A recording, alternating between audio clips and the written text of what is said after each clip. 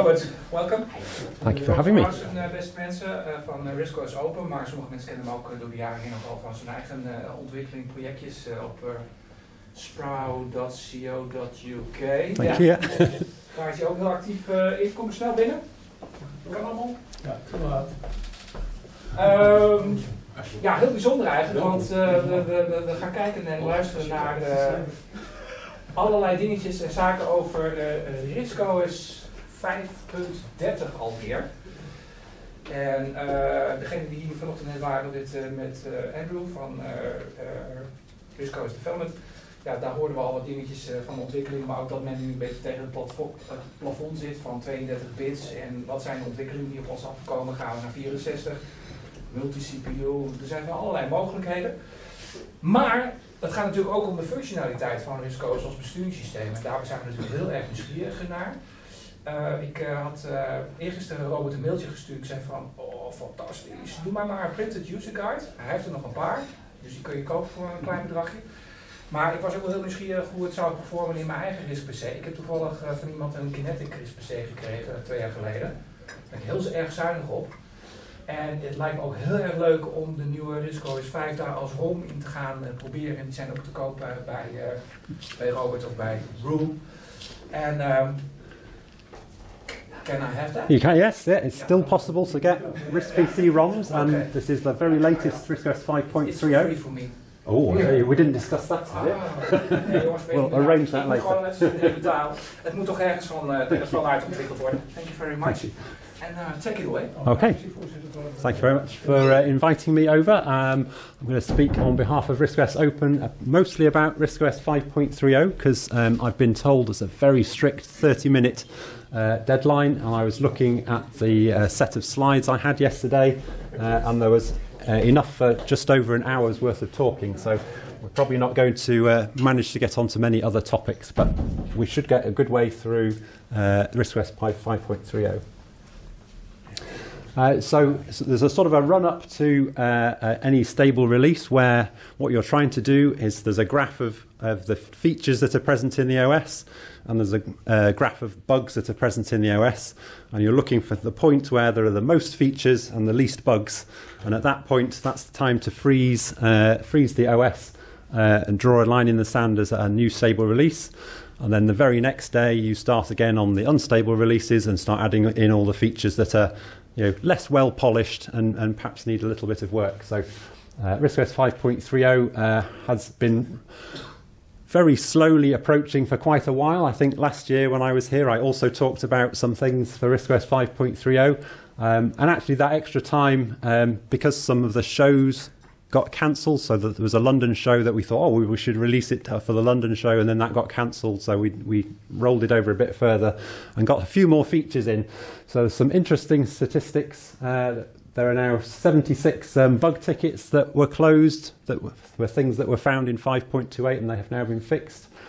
And in amongst those, for anyone who likes security terminology, CVE is a security issue.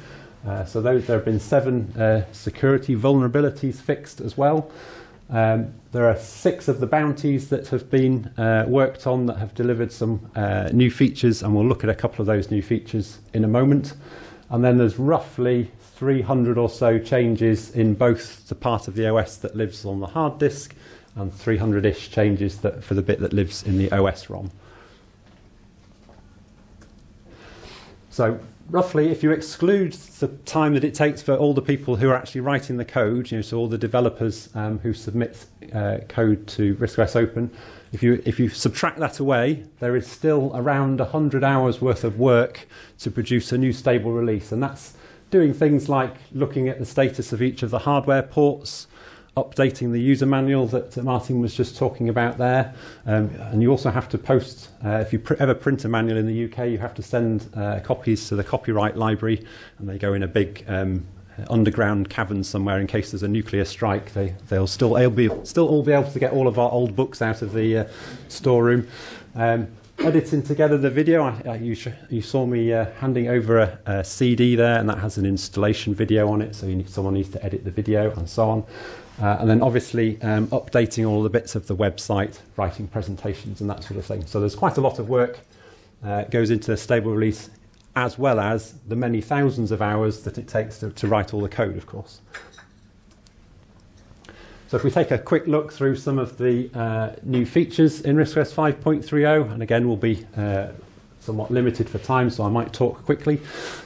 Paint has had some work done on it due to the ongoing Paint bounty, so that you can now export PNG and JPEG files, so different types of graphics file, as well as sprites, of course. You can still save a sprite. And that's really useful if you're doing a screenshot and you want to email it to someone. Usually the person at the other end is expecting you to receive it, to send it as a PNG, a portable network graphic. There's also some fun things to do with opacity, so you can now have, rather than stamping sprites, you can have them done at varying levels of opacity. And a long-standing crash, if anyone who's used Paint a reasonable amount will know when you're painting with sprite, quite often that would crash, and that was due to some weird memory management bug that was discovered. So hopefully if the video plays.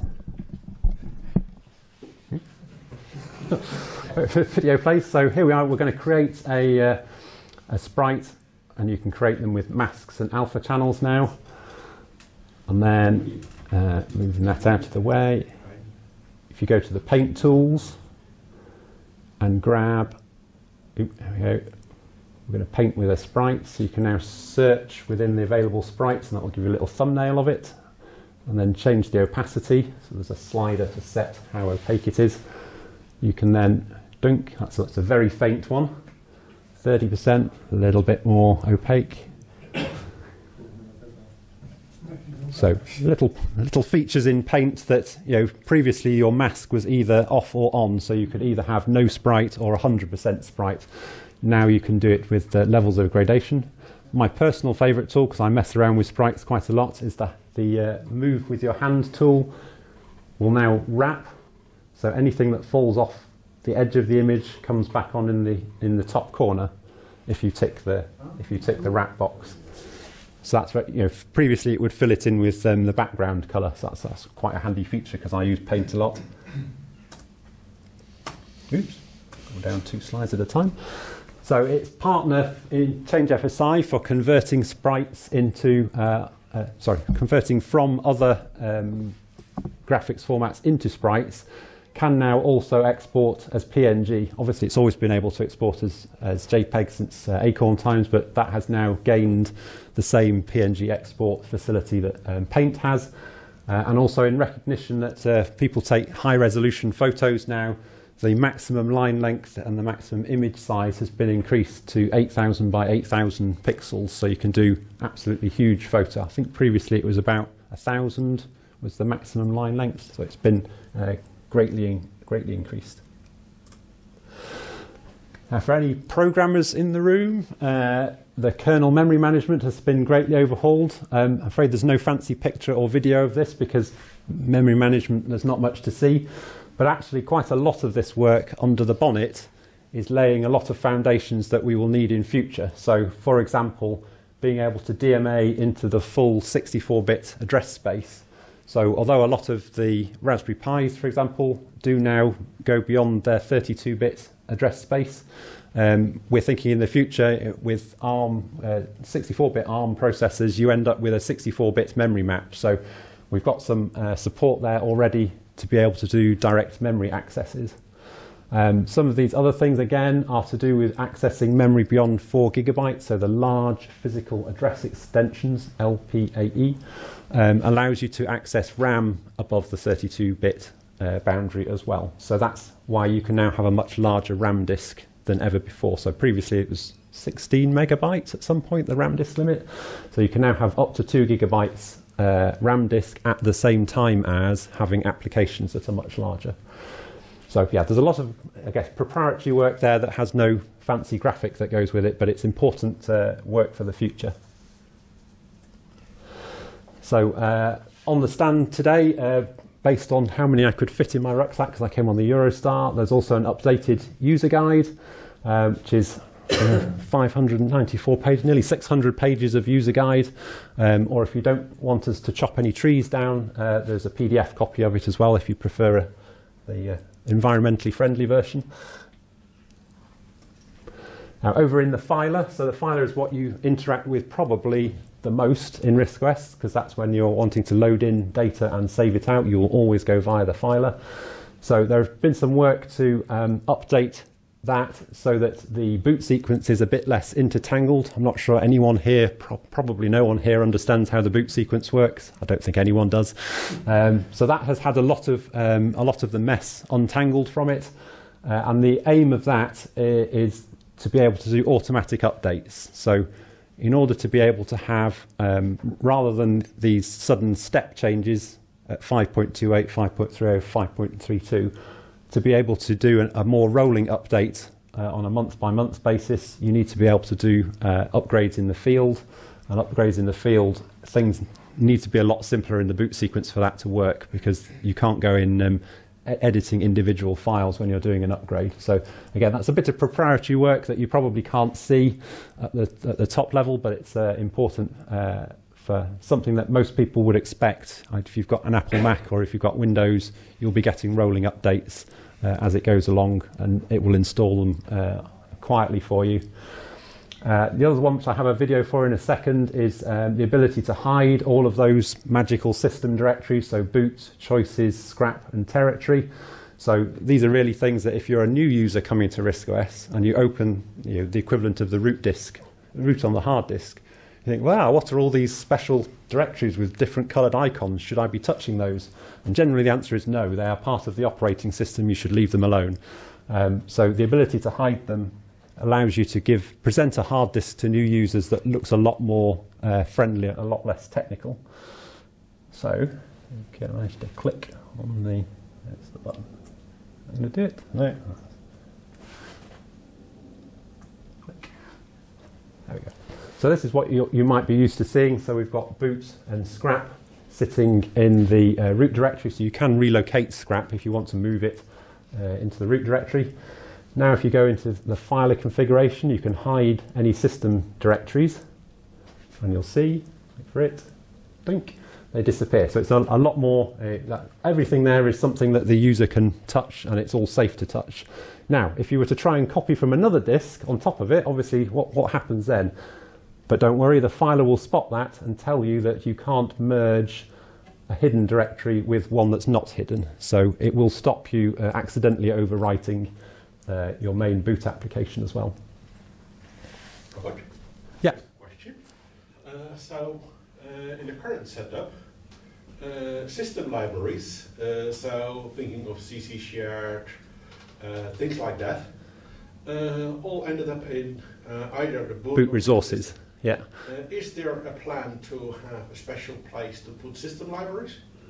Not that I know of. Generally what we're trying to move towards is to have everything inside boot as read-only, essentially treating it as part of the OS. Don't touch it, leave it alone. No hands, no human hands should go there. So that's the reason for being able to move your choices out of boot, being able to move scrap out of boot, is that then the bits that are readable and writable, they're kept separately from the bits that are part of the OS. Yeah, so at the moment, yeah, boot resources and system are considered as part of the OS. And it will still be in the Pling boot. Yes, and so still within Pling boot. You can still merge things with it through the configure plugin, but the idea is you shouldn't ever go rummaging it down inside it manually. Yeah. So the boot will still be large, basically. Yes, boot is quite large because it's got operating system resource. It's no different to the C:\Windows directory on my PC is 20 gigabytes. I don't dare look inside it. It's just Windows. Don't worry about it. Boot is a very similar thing. It is part of the operating system. It's a scary place to be. Leave the operating system alone. So yeah, the idea is to move the things that aren't the operating system out of boot. Yeah. Oh, okay. Yeah. So back to things that are a bit more graphical but easier to see. The window manager has had some extensions to the theming support. So I'm not sure whether it's easy to see on this monitor. It's a lot easier to see on a smaller monitor. So previously the button colours and the well around the button were a fixed shade of grey and a fixed shade of yellow, whatever Acorn said it should have been. The theme designer can now change that. So in the case of the Raspberry Pi theme, the yellow well has been changed to match the title bar shade of yellow. Now obviously that's a bit hard to see at a distance. If you've got a theme that was, say, green or dark green, rather than having the grey buttons sticking out and being really obvious, you can now change the colours of the buttons to match the shade of green that that goes with your background. So it's just little bits of configurability that I guess Acorn forgot about. Same with the icon bar. So previously the backgrounds for all the windows was one colour of sprite, and that same colour would be used along the icon bar. Those have now been separated, so you can have a separate graphic used for the icon bar and a separate graphic used for Windows. So that allows you to have fancy graphics like ones that appear to be translucent. So although that looks like it's translucent, it's actually just a sprite that is an image of the background. So it's a little bit of a cheat, but it allows you to have a graphical theme where the things that are in your windows don't need to match the menus and they don't need to match the icon bar. And then there's various technical bug fixes and crashes that you can have a look in the change logs if you're really interested in those. The ones that are nice to look at are the theming related ones. Down in the depths of drivers where no one usually travels, so the Ether USB network driver has been updated so that it will support what is known as CDC. It's a communications device class. So previously you had to be really quite selective as to which USB dongles you could use. The CDC class is a much bigger range of much bigger range of ones that you can buy from most PC retailers on the high street. Nothing unusual about them. So that's greatly expanded the number of USB gadgets that will support networking. And then again on the disk related stuff, so the bowels of that are inside the internet resource, which are the things like the ping command, the ifconfig command, I'm trying to remember the other ones, MD5. There's a few disk-based commands within the networking software which have been updated to FreeBSD. Anyone who's doing a lot of web browsing or that sort of thing, the total number of sockets available at any one time always used to be 96. We don't know why. We don't know why someone chose 96. It's not a particularly round number. So that's now been increased to 256, which is 2 to the power of 8. So that is a nice round number for people who do programming. And then within the OS, although you can't, again, this is a thing that I don't have a picture for because you can't see it, some of the networking components were still using what was known as Internet 4, the stuff that came with RISC-OS 3.6 in 1996, so 28 years ago. So that bit has now been pulled out so that it uses the Internet 5 networking calls, and those are ones that came in RISC-OS 3.7. So again, not much to see in picture terms, but it's a way of getting rid of some legacy. It's less stuff to maintain, less code to review. It helps maintainability going forwards. Sometimes deleting code is as good as writing code. I've definitely learned that.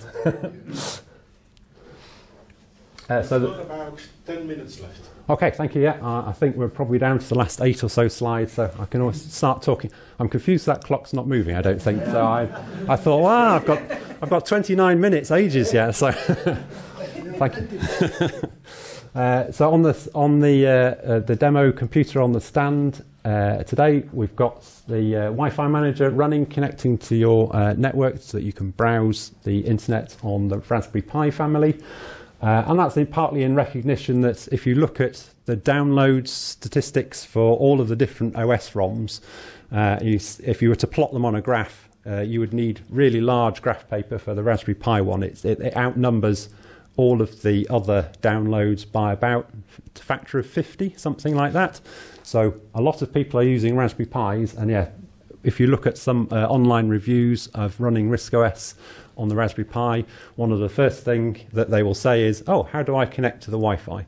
So it's been a missing a gap in the armor previously. So being able to connect to that gives something for all of these people that download. If they can't do the thing that they want to do on day one, they probably give up and you never see them again. They will not come back to RISC-OS. What we need to do is capture those people because they're the next generation of users.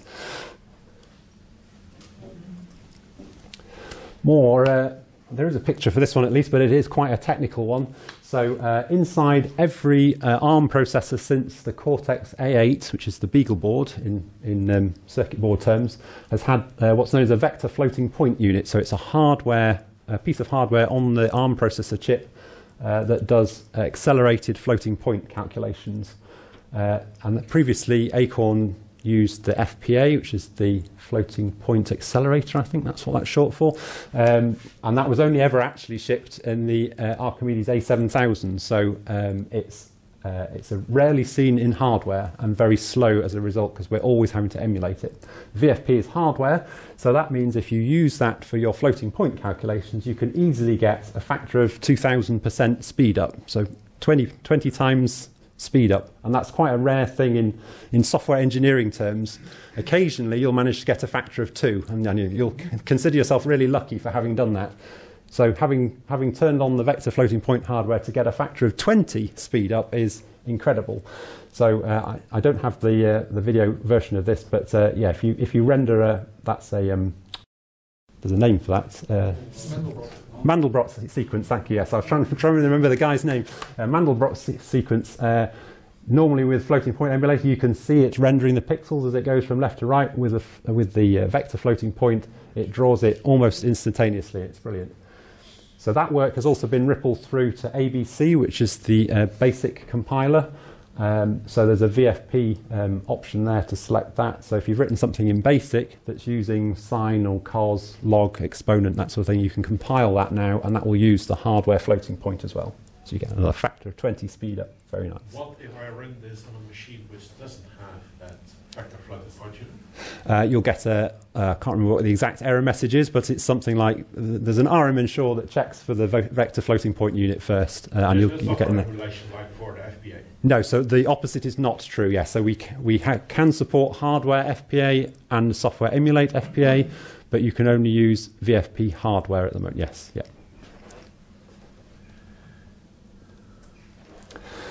Any musicians in the room? There have been various things. I'm not a musician. Various things to enhance Maestro, which is on the disk image, to add chords, which don't think any of those are chords. Beams are the bits that go across the tops of the notes. I do know that.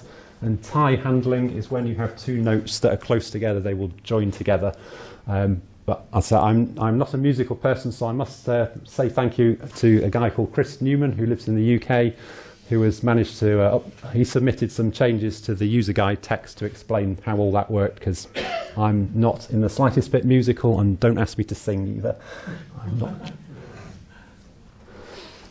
Last year, about February last year, David Pilling has been doing his very best to retire, and I think he's managed to succeed to retire now, and he has handed over all of the source code to SparkFS to RISC-OS Open, so that's now all hosted on RISC-OS Open's GitLab if anyone wants to have a go at adding any extra new features to it. So that now means that we can bundle the full read and write version of SparkFS with every copy of RISC-OS 5. Previously there was just the read-only version. And there's some great ideas for new features in the pipeline, particularly, for example, renaming within a zip. That's always been an annoyance that you can't rename within a zip. So David's had some great ideas of how that can be implemented, and hopefully in the next couple of months that will come along and be able to rename again.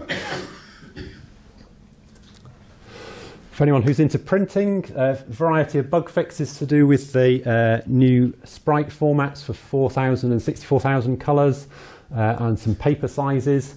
Now, most people probably don't have a PostScript printer because they're quite big and quite expensive, but the important thing to remember is that PostScript is what allows us to generate Adobe Acrobat files. So if you save a document from TechWriter, for example, as Adobe PDF, that will go via the PostScript driver.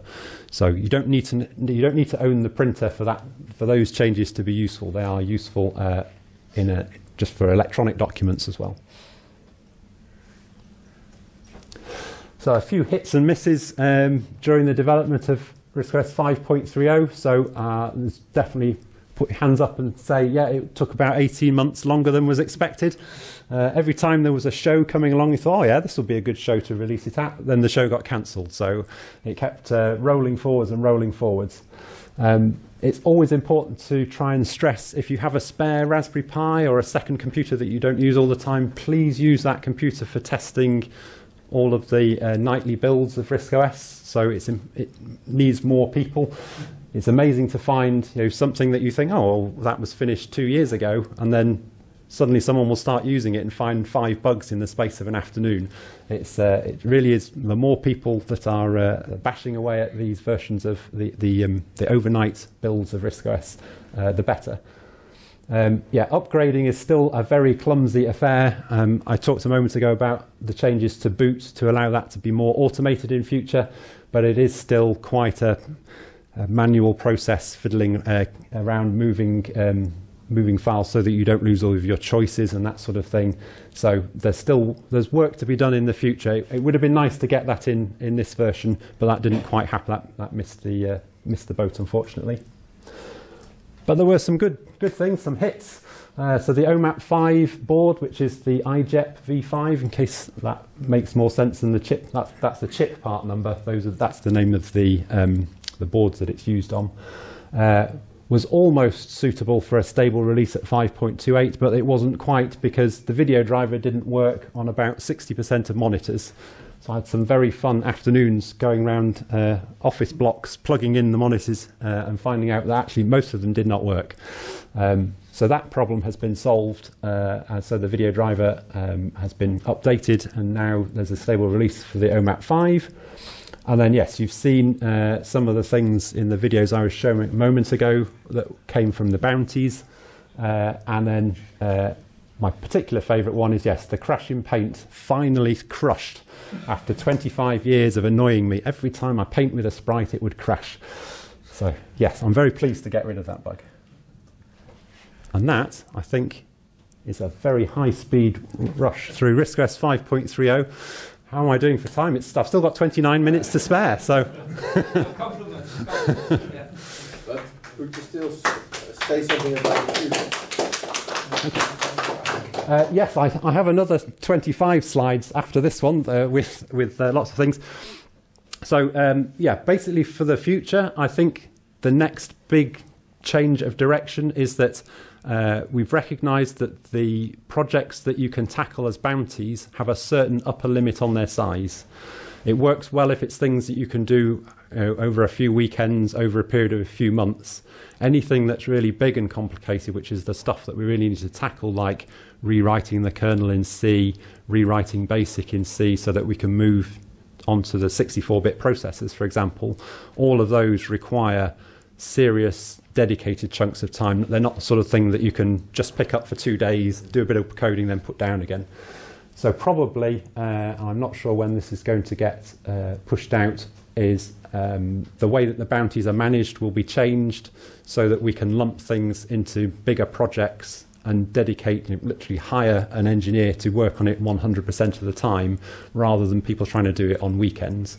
Because we need to, what I would probably say is the bounties have allowed us to tread water and not become any further behind in technology, but we're never moving further forwards, and that's the problem that RISC-OS 5 in general has, is we just about managed to stay current, but we never managed to get ahead. And that's the next move, I think, is to try and put some of these bigger projects together. So yeah, 64-bit is an obvious one. There's one to replace the C++ compiler with one that's not based on C front, because everyone hates C front. New set of graphical sprites. There's about 6, and I've only remembered 3 of them. If you come and ask me later, I can probably remember the last 3. But yeah, these are big chunky things that are many man months or person months of work. And don't really fit into the way that the bounties have been working. The bounties have quite a high admin overhead for each time the code gets submitted. Someone has to look at it and then you send it back again. It needs reworking. Whereas, yeah, if you could hire somebody to sit in an office and just do the work, that would remove quite a lot of the admin overhead, make it a lot more efficient. Hopefully less than 4 years till the next stable release, which would be get it back onto the 18-month kind of time frame that we used to work to. Oh.